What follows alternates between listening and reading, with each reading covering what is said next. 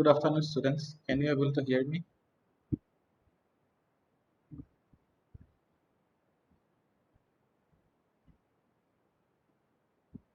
Yes, sir.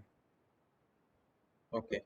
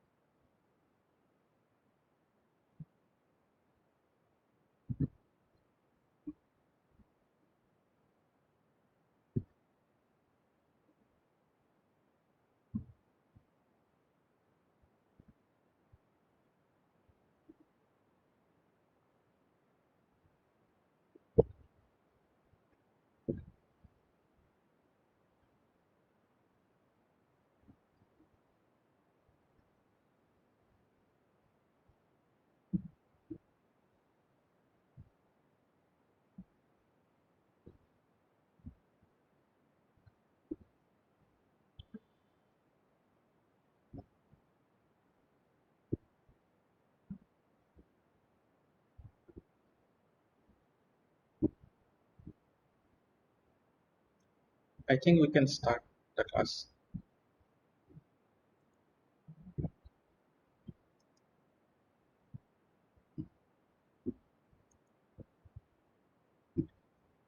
My slides are visible to you, students. No, sir. Yes, sir. Sir, now it's visible. Okay.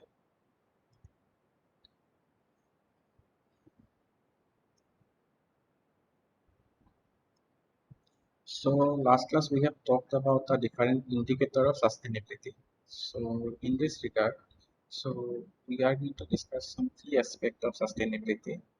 For that we have to describe what do you mean by a system, what do you mean by a state of a global system.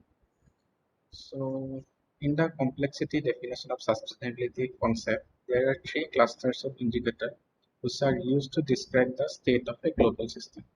So, when we talk about the global system, it comprises of three different components. This is the resources that we have already discussed about the different resources of energy or let's say water. Water is also one other kind of resources, and another also the environment, how it impact, how our different uses of resources impact the environment, also the social cluster.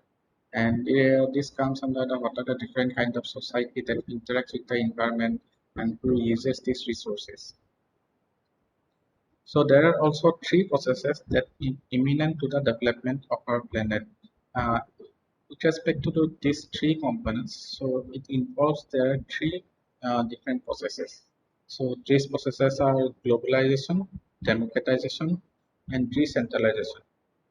Even though there are many cases in which these processes are in conflict, the full-scale effect of these processes are fundamental importance for understanding the issues such as behavior of a complex system. In order to relate these processes to sustainability and to account for their effect in estimate of sustainability of a system, it is necessary to introduce criteria for their qualification and measures. So through this process, we can actually uh, define this. These processes are actually very related to the concept of sustainability. So in these processes, we are going to discuss in our next slides. Uh, So first we're going to discuss about the what we mean by globalization. Globalization, recently it has become evident that economic forces drive the transfer of capital, material, resources, manpower throughout the world without obstacle imposed by local, state and regional boundaries. So what actually globalization means? It means the is movement of these different resources, that is capital. Capital means we are talking about this money or that all everything we have invested in some kind of projects. Also this material, let's say with some kind of material, we don't produce in certain regions, so we have to import it from another region. So you may have known that all most of our electronic products are imported from China. So this is one kind of a material that is due to the effect of globalization. We can actually have this at our hand, and other resources.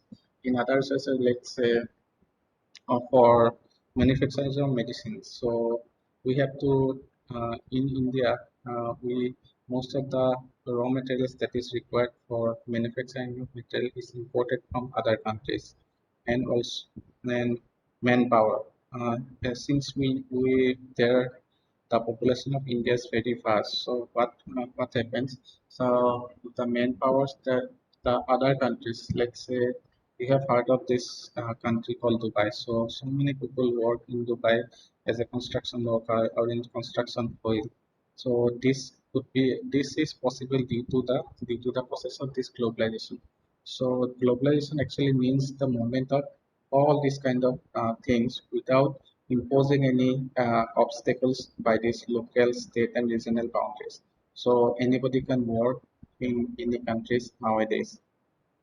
The contemporary revival of interest in the field of international political economy has coincided with an unprecedented restructure of world economy, referred as globalization. So, due to this globalization, the political boundary has very least uh, constraint in movement of this kind of thing, that is capital, material, on manpower. So it has actually become a driving force for this world economy. So due to these reasons, all these world economies are interrelated, so interconnected. You may have heard that the stock market in China has gone down by some percentage. So this effect will also come into India. So this is happening due to the process of globalization. So all everything is connected nowadays. The forces of change associated with globalization have been felt through states, societies to such an extent that it has become the force of mass research across the social sciences. So another recent aspect I want to talk about in for globalization. Say you have heard of this crisis that is happening in UK. So UK was a part of a European Union before the Brexit deal. So what happened? There are lots of people from this Poland and other European countries are working as a driver in UK. Now, because of this Brexit deal, they have to leave UK and they went to their respective countries. So, due to there is a large void of worker that is created in UK, which actually disrupt the uh, transportation industry in UK. So this is actually you see the what kind of impact that globalization may occur. So this is one of the negative effect of this preventing globalization. Yet, despite of recognizing that the globalization represents a critical issue in the development of political economy, the interdisciplinary approach combined with the economic theories pursued so far has not provided a foundation that is adequate for consolidation of the field. Although this is very much important for our development of our economy, but there is not much importance has been provided to study how this globalization process is interlinked with different countries and different fields. So this is very much important to study actually. Interdisciplinary insight to the global economy needs the knowledge of structure of the system as well the parameter that describe the state of the system. The intensity of globalization is assessed by quantities that are used as an indicator reflecting the state of the system under consideration. This implies that the process of economic reform will be measured by the change in respective indicators over time. So to measure this, what kind of impact that this globalization is making in the economy. So we actually use some indicators. So let's say in the case of engineering practices. In engineering practices, in order to become operational, indicator has to be measured as a state parameter of the system. Since we are interested in measuring the change of state of the system, it is necessary to introduce as an indicator of globalization process the respective change of intensities, intensive parameters of the system. So to measure this globalization, so we have to assign some indicators which represent the what is the state of the system. So let's say, so as an indicator for globalization process, the following parameters can be adopted: rate of change of specific capital, rate of change of specific material, rate of change of specific resources, rate of change of specific manpower. Say, let's say we are having a huge construction project. Let's say it's a construction of a dam. So how much money is investing by the government? So how much change it has happening over the time? So you may have know that the construction this estimated budgets always overpass what is the stipulated one. So we have to measure what kind of extra money we need, what kind of change it is creating due to this globalization process. Let's say China has banned on some kind of product, let's say cement. So what kind of effect it will make to this construction practice? So this can be actually one of the parameter to measure the globalization. The rate of change of specific material. Rate so what is the rate that is we are getting? That is the how much is the let's say cement. So what is the price of the cement before the ban? So what is the price will be after we import and ban? So rate of change of specific resources, rate of change of specific manpower. So if you don't allow some kind of people, let's say the people from outside that state, if we don't allow them to work in this construction process, so what kind of impact it will going to make?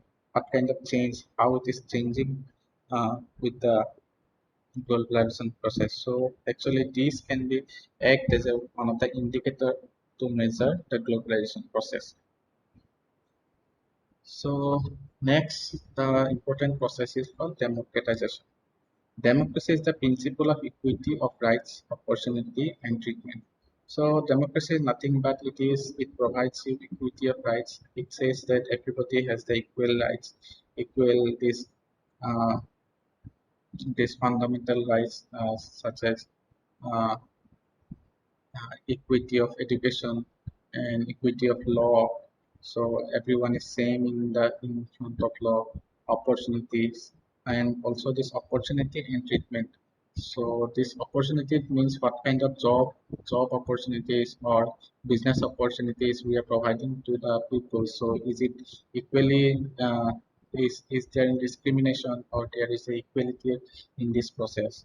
So democracy actually define all these principles. The process leading to establishment of social organization based on the principle of democracy is called democratization. So democratization is nothing but the process how we are going to establish this principle, that is equity of right, opportunity, and treatment. So democratization process can be defined within different boundaries, including the local, regional, and global environment. So also the definition of democracy is not also hard found. So it actually different in different countries. It also depends on local, regional, and global environment. Say the kind of democracy we follow in India, that is called parliamentary democracy. But the democracy that is followed in US, that is called presidential democracy. So the this constituent element of this kind of democracy is different. So it depends upon the local, regional, and global environment. The intensity of democratization processes depend on a number of attributes, say ethnic, religious, cultural, and educational environment. So since we cannot use the main problem, we cannot use this presidential system that is present in US in our country in India because of this ethnic diversities, all these religious diversities, and this cultural and educational environment. So these elements, that is ethnic, religious, and cultural and educational elements are different in different countries. So we have to make sure it is suitable for that country. So so it also it depends on these kind of attributes. So what kind of democracy we are going to follow. For every structured social system, the respective indicator reflecting different aspects of the democratization process can be defined the intensity of the process. Individual parameters defining specific characteristics of democratization can be used to measure the intensity of this process. So among this, equity of rights, job opportunities, and treatment. So to measure this democratization process, we can use these kind of parameters, that is equity of rights. So is there any mechanism that prevails which ensures that this equity of rights, so all everyone has the same rights, all the citizens of the country has the same rights, job opportunities. So all the citizens have the same job opportunities, and there is no partiality when providing the job. Also the treatment. So is there any everyone is treating others equally, or is there discrimination among the citizens? So this can be actually one of the parameters to measure the process of democratization. Each of the parameter can be defined as the specific value of the internal parameters of the system under consideration. As the internal parameters, the indicator of the democratization process can be defined as, so specifically, if you want to measure something, so we measure something in terms of numbers. So to measure in terms of number, we can uh, define an indicator that shows the specific number of citizens participating in the voting system. So it actually shows the equity of rights. So if we can measure what are the number of percentage of people that has the voting rights, it shows that whether it is a equity of rights is actually prevailing in this country or not. So all the citizens are eligible for voting. So is there anything that is preventing them for participating in the voting system? So the specific number of job opportunities in the systems. So this is also the one indicator that we can use to measure the democratization process. Since the respective indicators clusters also defines the democratization process, it is of interest to make the assessment with reference to effect the social parameters defined by the democratization of the observed system. Again, we have to form a respective aggregation function which will describe the state of the system. In this aspect, the sustainability assessment can be used as a decision-making paradigm of a system assessment.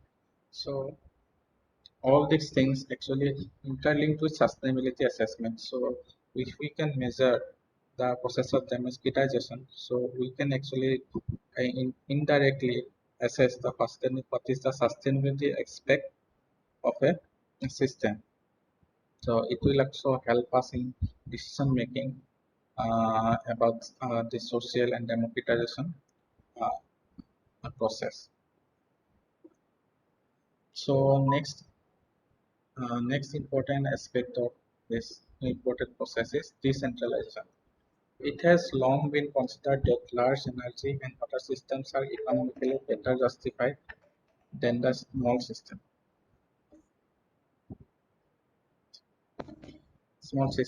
The, uh, so so it is actually it has been long considered that large energy and water systems are economically better justified than small systems. The economic indicator constraints prevailing at time were indisputably in favor of large system acting as a driving force in decision-making process. With a new wave of miniaturization, it has become evident that in a complex system, assessment priority may be given to smaller systems. This tends applied to all segments of life, human activities ranging from technology to social organization. For example, the new trends of governance system to encourage regional autonomies in the state organization and transfer more and more decision to the local and regional government. So what is actually say? We actually uh, decentralize everything nowadays. So let's say if we talk about this in our government system. So in our government system, actually it is a three-tier government system. So at the top it is the central government, in the middle it is the state government, in the bottom it comes the all this panchayati system, all that local and regional system. So what nowadays is going on? So the center has the ultimate power. So they wants to distribute this power among this chain. So they are going to empower more and more to the local and regional governments so that the, uh, the so that they have the more power to make the decisions that is suitable for their regions. So this actually says that what is the process of decentralization. Let's say all of if we say from the civil engineering point of view, so for let's say we have to design a water supply system for a city. So it is very difficult to manage a water supply at a very huge city level. So what we do, we establish some sub centers in different location. Let's say one block we have uh, establish one subsensor and other block in one subsensor. And what we do, we administer this water supply process through this subcenter so that if something happens in large level, it is not going to affect in this other subcenters.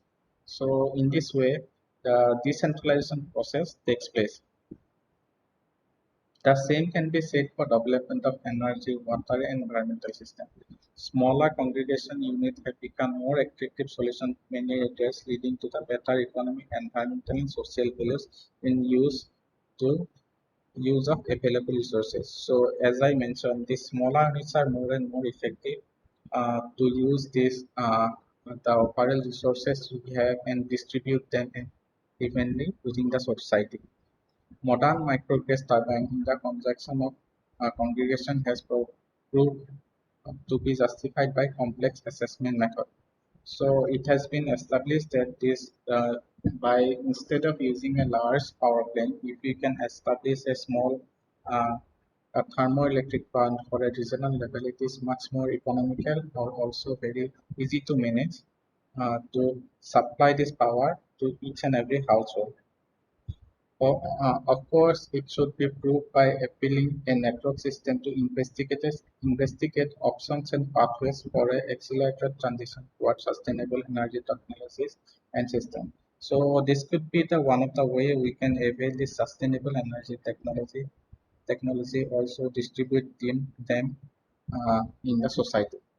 However, in a number of cases, it has been shown that appropriate selection of criteria and respective indicator with corresponding to decision-making procedure will give prior to the decentralized process. So, in many cases, it has found that decentralized system is much more effective when doing the decision making in some kind of projects or all these activities. So, we are going more and more decentralized to decentralized system. In addition to three global processes, as I discussed above, there are four other factors and processes that also play an important role in quantifying sustainability. Recall that there are three essential life support systems, namely energy, water, and environment. Each of these systems comprises a large number of subsystems defined with different indicators reflecting economic, environmental, and social criteria. In everyday life, there is a need for decision-making action governed by a number of criteria. So these are the three fundamental resources we need to sustain. So these are this energy, water, and environment. So uh, with, with respect to these three elements, so there are different kinds of subsystems and also the systems also are exist which have their own indicator which reflect the economic, environmental, social criteria. So in everyday life, we may have to use this indicator to make some decision to govern, which is governed by the number of criteria or these kind of indicators. Fundamental advantage in our ability to address such issue as a behavior of a complex system will be required. Besides those criteria leading to decision of a large system, there will be more and more criteria which will make it possible to apply knowledge about different aspects of the system, including interaction with the system, interaction with the environment, and its reflection with the social environment. So apart from this different process that I have discussed, these three different processes, so we have to apply our knowledge uh, to seek some new indicator which actually reflect the different aspect of the system. So this is now the one kind of aspect is how one system is interacting with the another systems, how one system is interacting with the environment, and due to these systems, what kind of social and environmental impact it is going to make. So these things we have to study to uh, to establish the concept of sustainability. In this respect, there will be a need to have an educational system which is accommodate the basic knowledge with the operational sustainability assessment. So as I mentioned, so we have to study all these aspects of to know better how we can maintain a sustainability approach in our day-to-day life. So we have to establish some educational system which is going to research and provide the basic knowledge about this operational sustainability assessment. So, so why do we need this sustainability concept? So for that we have to know what are the limits of this kind of resources. Let's say energy, water, environment are essential commodities that is necessary for human life in our planet. These commodities have been fundamental resources in economic, social, cultural development of our society.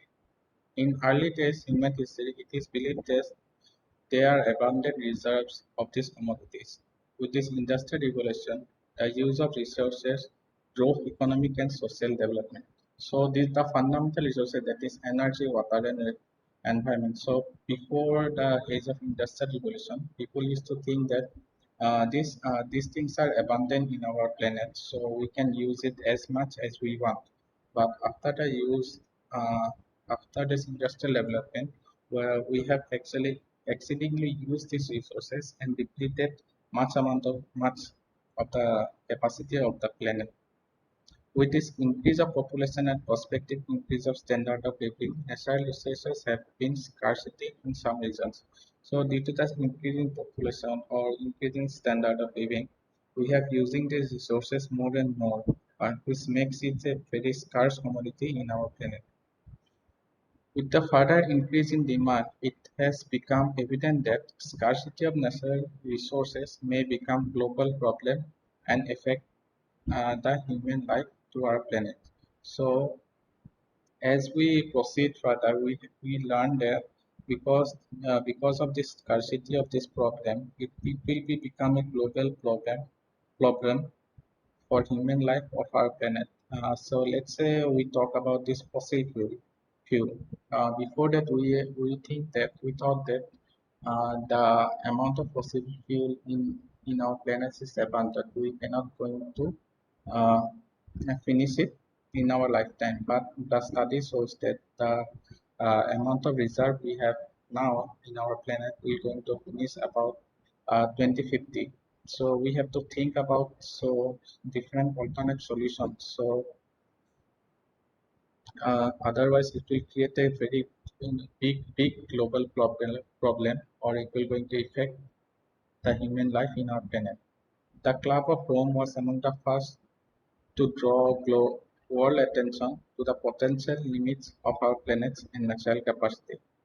The energy crisis in 1972-1978 focused the attention of our community to a large on limits of energy resources, and various institutions launched programs to investigate the scarcity of natural resources on the global scale. So after that, this industrial revolution or the energy crisis from 1972 to 1978. So we are compelled to think what is the limit of our energy resources. So this leads to a worldwide program to investigate the scarcity of natural resources on the global scale.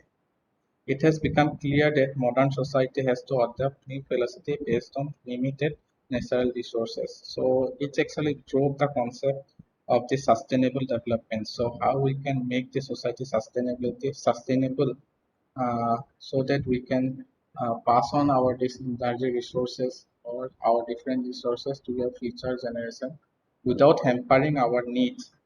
So how we can limit uh, the use of natural resources. This is the prime focus of this sustainability aspect. So next class we are going to discuss in detail about a different specific indicator of sustainability. For this class, this will be it. You please put your attendance in the chat box and you can leave the class. Thank you.